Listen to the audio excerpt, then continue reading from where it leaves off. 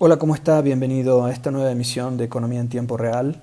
Las estadísticas laborales del tercer trimestre del año muestran que se ha recuperado el empleo en relación al segundo trimestre, que fue el periodo en el que la crisis económica derivada de la pandemia del COVID-19 fue más fuerte.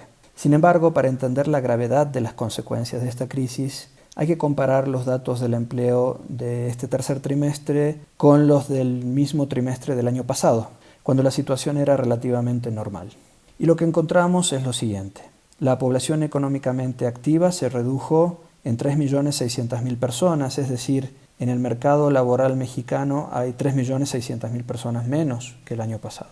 Y dentro de la población económicamente activa, el número de personas ocupadas se redujo en una cantidad aún mayor, 4.200.000, lo que significó un aumento en la tasa de desocupación de 3.7 a 5.1%. En las circunstancias actuales, sin embargo, la tasa de desocupación apenas refleja el aumento en la precarización y la exclusión laboral que se ha producido.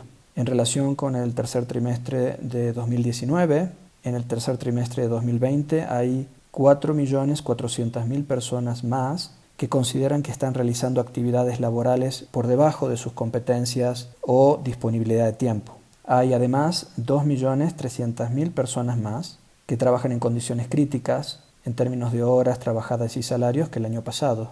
Y hay 5 millones de personas más excluidas del mercado laboral, es decir, que desean o necesitan trabajar, pero por factores fuera de su control no lo pueden hacer. En total, la población en condiciones de trabajo precario o de exclusión laboral pasó de 20 millones a 31 millones de personas en este año. El consenso académico en las ciencias sociales es que el gobierno debe hacer algo para que el empleo se recupere en cantidad y calidad en tiempos de crisis. Ante esta situación, el consenso dice que el gobierno debe estimular la demanda de bienes y servicios a través de un aumento o reasignación del gasto público y o bajar los costos laborales de las empresas para estimular la contratación. En el caso de México, los datos antes reportados indican que el gobierno no tomó estas medidas. Más aún, lo que sí hizo, la iniciativa que propuso recientemente para eliminar la figura del outsourcing o subcontratación, no va precisamente en esa dirección tampoco.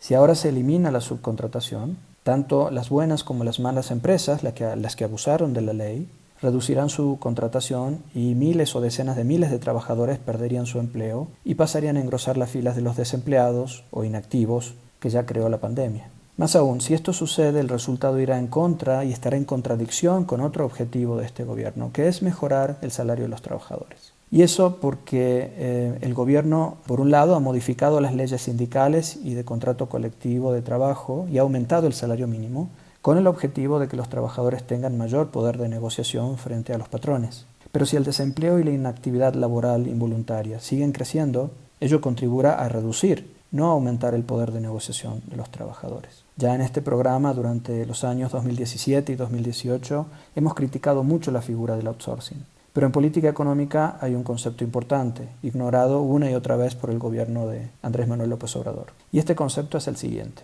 que hay situaciones en las cuales corregir una política errónea, en lugar de llevarnos a una situación mejor, nos lleva a una peor.